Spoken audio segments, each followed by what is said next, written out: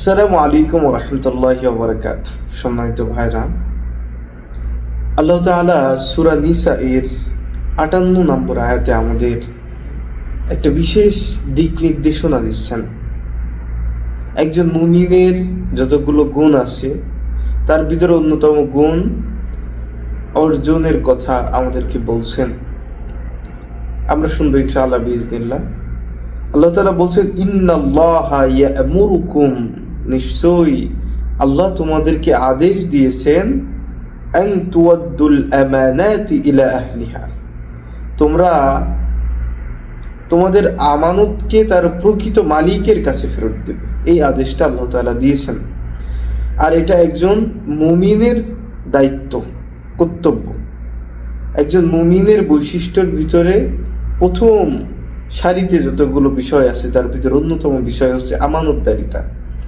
কারণ একজন ব্যক্তির যদি আমানতদারিতা না থাকে, সে যদি খেয়ানতকারী হয়, তাহলে কখনোই সে প্রকৃত মুমিন হতে পারে না।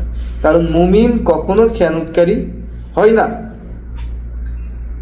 তাহলে প্রিয় ভাইরা, আমরা বুঝলাম, আমরা জানলাম যে আমানতদারিতা এটা আমাদের সমাজে কিংবা আমাদের প্রথম কথা হচ্ছে যে ইসলামের ভিতরে একটা গুরুত্বপূর্ণ পাঠ, গুরুত্বপূর্ণ অংশ। এই জন্য আমরা আমানতদারিতাকে প্রাধান্য দিই সবার আগে। দেখেন, বর্তমান যুগ এমন যুগ, যেই যুগে খেয়ানত করা এটা একটা নর্মাল বিষয়, স্বাভাবিক বিষয়, কিন্তু আল্লাহ তাআলা এটাকে স্বাভাবিক বিষয় বলছেন না, বরঞ্চ আল্লাহ আদেশ দিয়েছেন যে প্রত্যেকে তার আমানতকে তার মালিকের কাছে ফেরত দিবে। এটা আল্লাহ তাআলার আদেশ। আমরা মানার চেষ্টা করবো ইনশাআল্লাহ বিইজনিল্লাহ। এর পরবর্তীতে হাদিসের ভিতরে আসছে যে তাদের ব্যাপারে যারা খেয়ানত করে, মুনাফিকদের আলামত তিনটি। মুনাফিকদের আলামত তিনটি। ইদা হাদ্দাসা কাযাবা, যখন সে কথা বলে মিথ্যা কথা বলে, এটা মুনাফিকদের একটা বৈশিষ্ট্য। ওয়াইদা ওয়াদা আখলাফা, যখন সে ওয়াদা করে এই ওয়াদাটা ভঙ্গ করে, এটা মুনাফিকদের বৈশিষ্ট্য।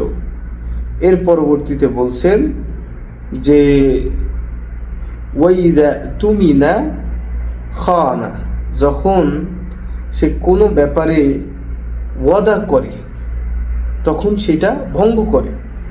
এই তিনটা হচ্ছে মুনাফিকদের বৈশিষ্ট্য। তাহলে বোঝা গেল যে কেউ যদি মুমিন হয় তাহলে সে কখনো ওয়াদা ভঙ্গ করবে না।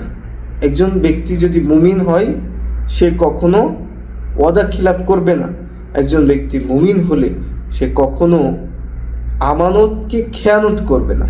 আর মুনাফিক হলে সে আমানতকে খেয়ানত করবে। এজন্য প্রিয় ভাইরা, আমরা সর্ব অবস্থায় আমানতদারিতা বজায় রেখে কাজ করার চেষ্টা করব।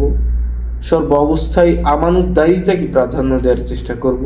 আল্লাহ তাআলা যে কথাগুলো শুনলাম, আমাকে সহ আমাদের সকলকে আমল করার তৌফিক দান করুক, আমিন।